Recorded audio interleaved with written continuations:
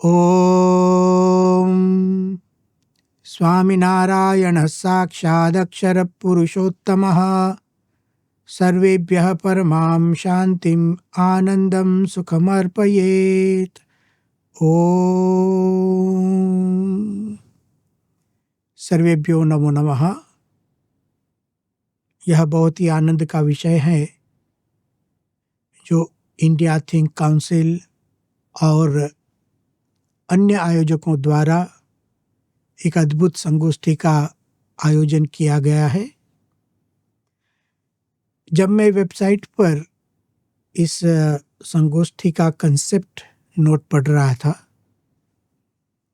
तो उसमें कुछ ऐसा लिखा है, dialogue on cultural diplomacy, arts, tourism, heritage, peace, civilization, human consciousness, environment and wellness, ethical practice, pilgrimage and economy।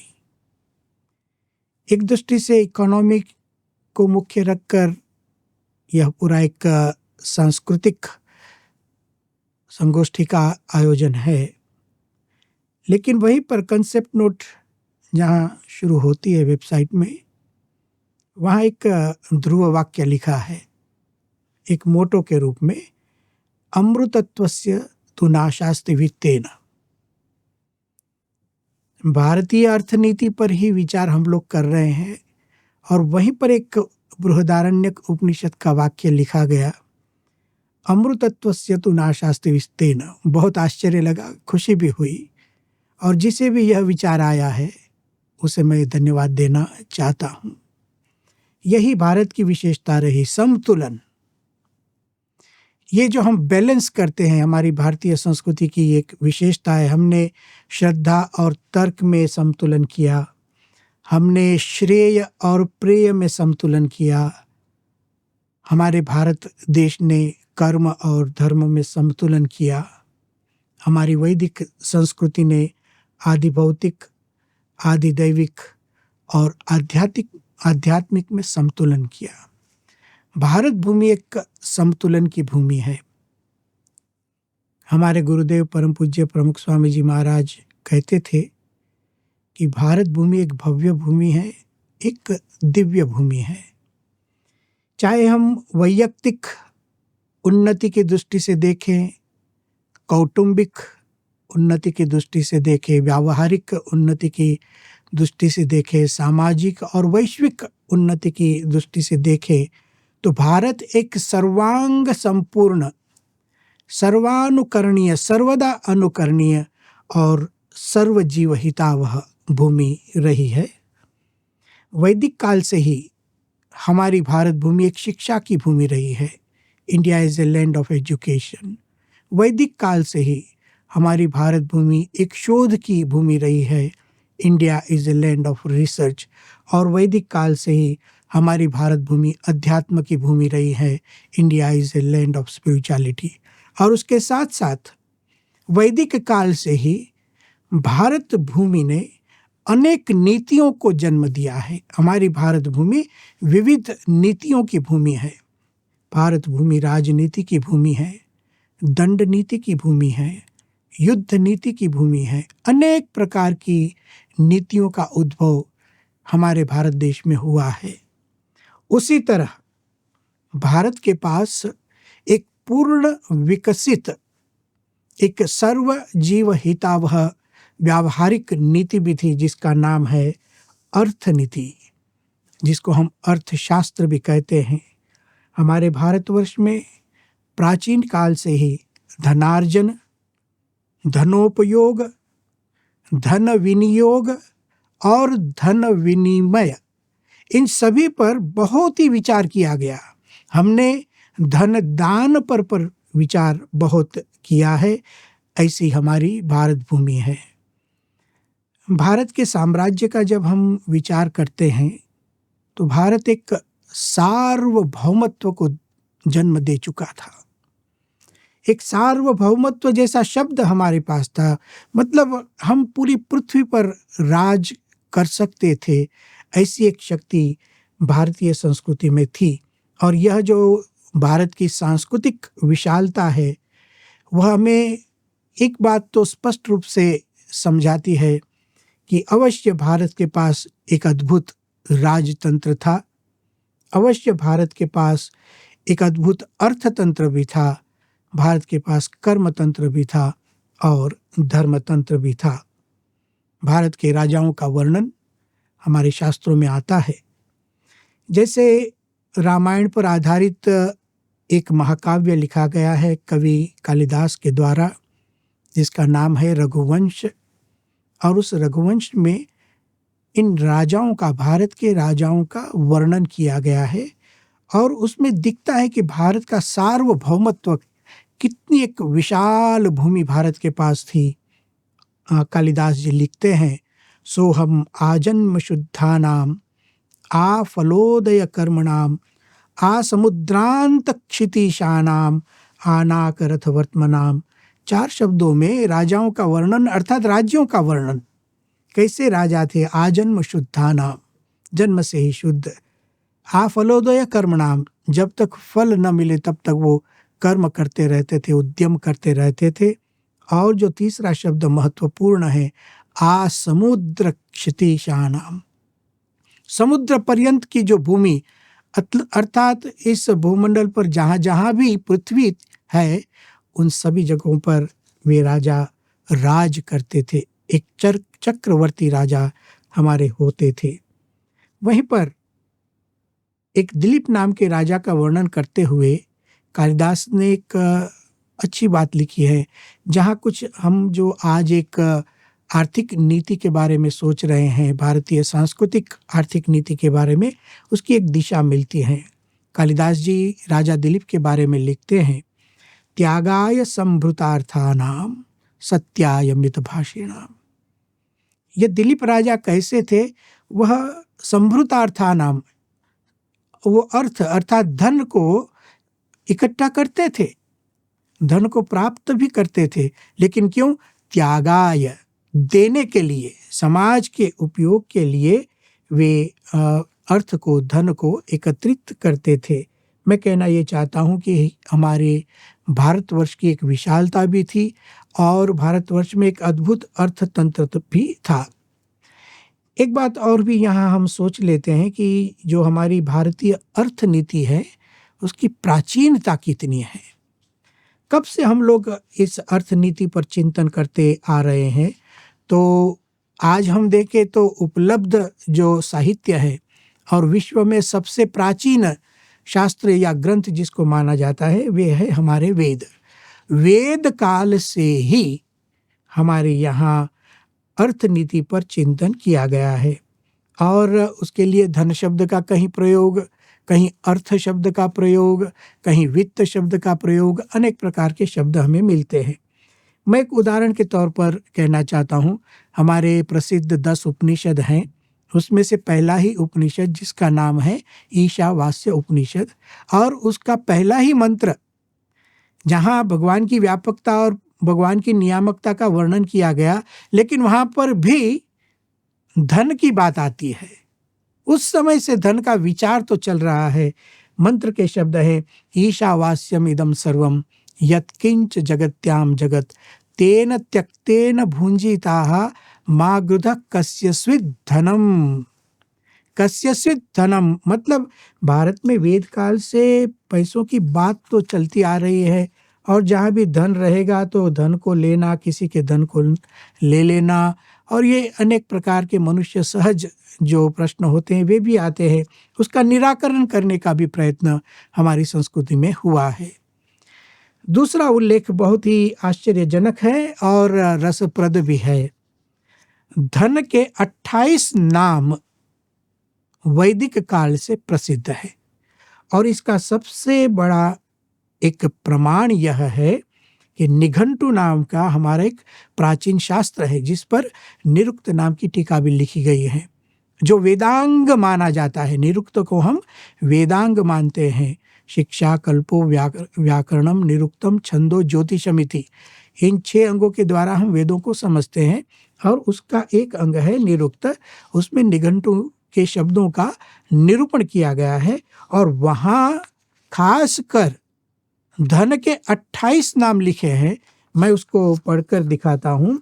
मघम, वृक्णः, रिक्थम, वेदः, वरिवः, श्वात्रम, रत्नम, रहिः, क्षत्रम, भगः, मिडहुम, गयः, द्युम्नम, इंद्रियम, वसु, रायः, राधः, भोजनम, तना, नृम्णम, बंधुः, मेधा, यशः, ब्रह्म, द्रविणम, श्रवः, वृत्रम, ऋतम इति धनस्य। मतलब ऐसे धन के नाम है। अब निरुक्तकार वहाँ लिखते हैं, उसकी एक व्याख्या करते हैं, निर्वचन करते हैं। धन नामानि उत्तराणि अष्टाविंशतिरेव। अष्टाविंशति अर्थात यह धन के 28 नाम है। धनम कस्माद, स्वयं निरुक्तकार प्रश्न पूछते हैं, किम हम इसको धन कहते हैं? उत्तर भी देते हैं, धिनोति इति धन। धिनोति शब्द का प्रयोग किया और लिखते हैं धिनोतिस् तर्पणार्थः। हम इसको धन इसलिए कहते हैं क्योंकि वह सबको तृप्त करता है। तृप्त अर्थात जिस चीज को भी वो लेना चाहता है धन से खरीद सकता है, उसको पा सकता है और उसको तृप्ति होती है। इसी धन शब्द के अर्थ में समानार्थी अर्थ शब्द भी आया, जिससे हम अर्थनीति या अर्थशास्त्र भी कहते हैं। क्यों धन को अर्थ कहा, उसका भी अर्थ किया गया है हमारी संस्कृति में। सर्वैहि अर्थनीयत्वात्, सब उसकी याचना करते हैं, सब अपने अर्थ अर्थात प्रयोजन को धन के द्वारा सिद्ध करते हैं, उसलिए उसको अर्थ भी कहते हैं। समतुलन, जो पहले हमने भारत की बात की थी, समतुलन एक भारतीय जीवन शैली की विशेषता है। अब देखिए, भारतवर्ष में हमारी संस्कृति में 4 पुरुषार्थों की बात होती है, धर्म, अर्थ, काम और मोक्ष। ये एक बहुत विशेष बात है कि हमने पूरे जीवन को इन 4 चीजों से समतुलित किया है। संस्कृति को समतुलित किया, समाज को समतुलित किया। धर्म, अर्थ, काम और मोक्ष। हमने धर्म का भी महत्व समझा, लेकिन हमने अर्थ का भी महत्व समझा और काम का भी महत्व समझा और मोक्ष का भी महत्व समझा। एक समतुलन हमें दिखाई देता है। और यह जो 4 पुरुषार्थ, उसमें प्रथम पुरुषार्थ धर्म है। उसकी महत्ता हम आगे देखेंगे। तो धर्म से काम की सिद्धि, धर्म से अर्थ की सिद्धि, अर्थ से काम की सिद्धि। काम अर्थात जो भी इच्छा है, जो भी चीज़ हम लेना चाहते हैं, हम अर्थ से प्राप्त कर सकते हैं। और अर्थ को हम धर्म से प्राप्त करना चाहिए। ये भी एक अद्भुत रीति। और इन तीनों से परे होकर अंततः गत्वा तो हमें मोक्ष की प्राप्ति करनी है। तो एक संतुलित जीवन शैली हमारी भारतीय संस्कृति की रही है।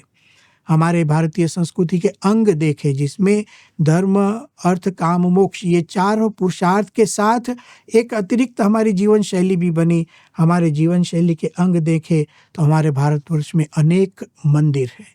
प्राचीन काल से मंदिरों की रचना करना। हमारे भारतवर्ष में अनेक प्रकार के शास्त्र हैं, उसको पढ़ने के लिए विद्यार्थी गुरुजियों के पास जाते थे, गुरुओं को गुरु दक्षिणा दी जाती थी।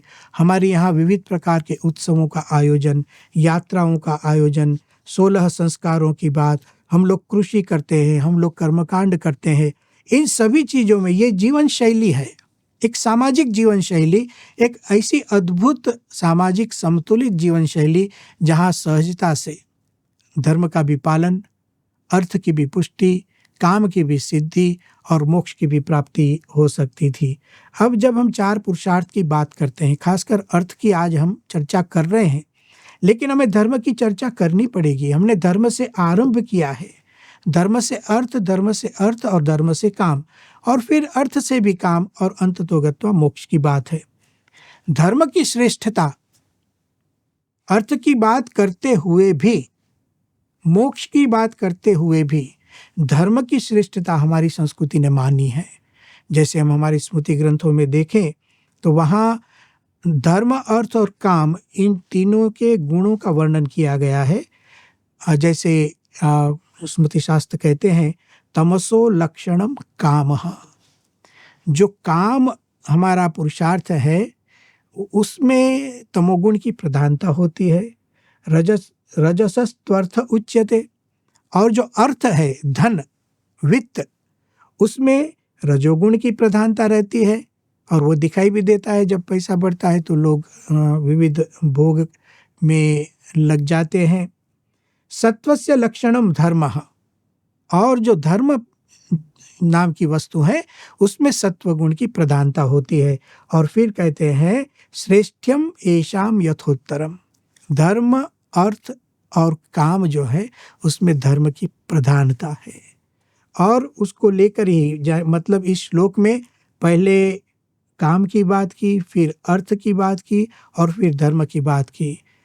और कहते हैं ग्रंथकार कि भाई काम से महान अर्थ है और अर्थ से भी महान धर्म है, तो धर्म युक्त होकर ही अर्थ की प्राप्ति करनी चाहिए। हितोपदेश एक बहुत महत्वपूर्ण हमारी संस्कृति का ग्रंथ है। उसमें लिखा गया अजरामरवत प्राज्ञो विद्याम अर्थम च चिंतयेत। विद्या और अर्थ दोनों की चिंता करो, विद्या भी प्राप्त करो, धन भी प्राप्त करो, लेकिन जब धर्म की बात आती है तो कहते हैं मृत्युना केशेषु गृहीत इव धर्ममाचरेत। जैसे अभी मैं मर जाऊंगा ऐसा समझकर उसमें प्रतीक्षा मत करो, धर्म के पालन में तुरंत धर्म का पालन करो। इस तरह से धर्म की एक श्रेष्ठता भी हमारे यहाँ कही गई। दूसरी एक बात है कि एक अर्थ नीति को साथ में लेते हुए भी भारतीय संस्कृति में धन की एक मर्यादा भी कही है, उसकी सीमितता है। सब कुछ वह नहीं दे सकता है। हाँ, धन से हमें व्यवस्थाएं मिलती है, लेकिन सुख, शांति और मुक्ति की जब बात आती है तो वह भी स्पष्ट कर दिया है हमारे भारतवर्ष में। मैं 3 उपनिषदों की यहाँ बात करना चाहता हूँ, जहाँ धन की एक मर्यादा और एक विवेक और एक अद्भुत प्रकार से हम समझे कि एक जीवन जीने की शैली हमें सिखाई जा रही है। 3 उपनिषदों की बात करेंगे। पहला उपनिषद है बृहदारण्यक उपनिषद, और उसमें मैत्रेयी और याज्ञवल्क्य का संवाद आता है, जिसमें से एक वाक्य लेकर यहाँ आगे कंसेप्ट नोट में लिखा गया, जो मैंने पहले भी बात की थी। अब होता है ऐसा कि याज्ञवल्क्य घर छोड़ना चाहते थे। उद्यास्यन्वा अरे अहम अस्मात् स्थानादस्मि। याज्ञवल्क्य ने अपनी पत्नी को कहा, मैत्रेयी को कहा कि देखो मैं घर छोड़ना चाहता हूँ और मैं ऐसे ही नहीं जाऊँगा, लेकिन आपको कुछ देकर जाता हूँ। मैं आपको धन देकर जाता हूँ, मैं आपको भूमि देकर जाता हूँ, जिससे आपकी जीविका चले।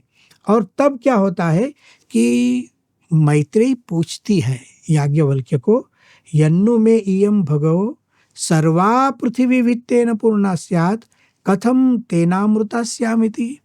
हे भगवान, हे पतिदेव, आप यदि आप तो जा रहे हो, लेकिन मेरी जो व्यवस्था कर रहे हो, कदाचित सर्वा पृथ्वी वित्तेन पूर्णा स्यात्, संपूर्ण पृथ्वी भरकर आप मुझे धन देकर जाए तो क्या मैं अमृतत्व को प्राप्त करूंगी?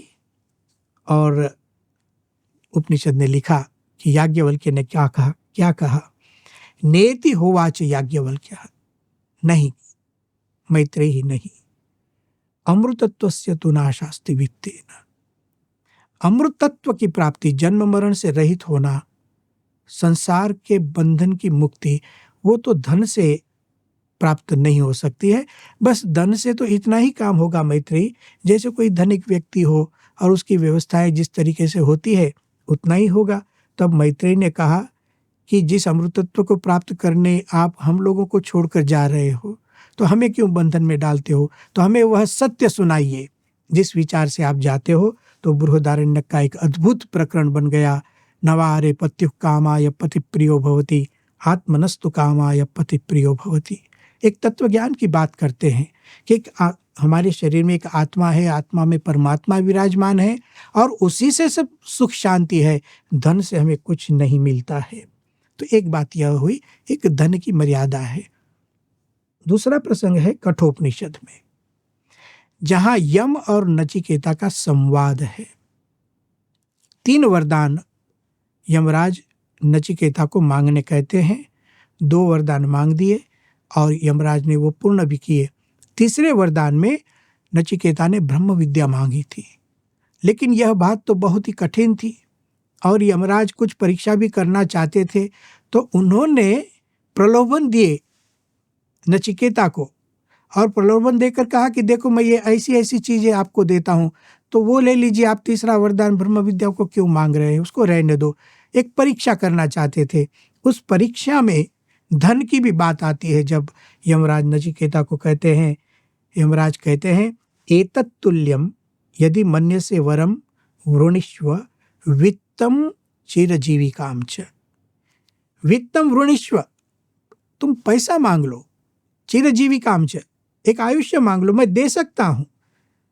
नचिकेता तुम जो भी मांगोगे मैं सब कुछ आपको दे सकता हूं, वो मांग लो, क्यों ब्रह्म विद्या मांग रहे हो। और तब नचिकेता ने भी जो कहा, और वहां एक स्पष्टता आती है भारतीय संस्कृति की। नचिकेता एक तो बालक है छोटा, और उसने कह दिया, न वित्ते न तर्पणीयो मनुष्य। यमराज, पैसों से तो कभी तृप्ति हुई नहीं, तो आप ऐसी चीजें हमें क्यों देते हो, हमें तो मुक्ति का साधन चाहिए, ब्रह्म विद्या। तो यह दूसरा प्रसंग हुआ जहां एक वित्त की, धन की सीमितता हमें दिखती है। आवश्यक है जीवन के लिए, लेकिन उसकी कुछ मर्यादा भी है। अब तीसरी बात आती है, जब हम सुख के साथ, आनंद के साथ पैसों का विचार करेंगे तो अवश्य हमें तैत्तरीय उपनिषद पढ़ना चाहिए।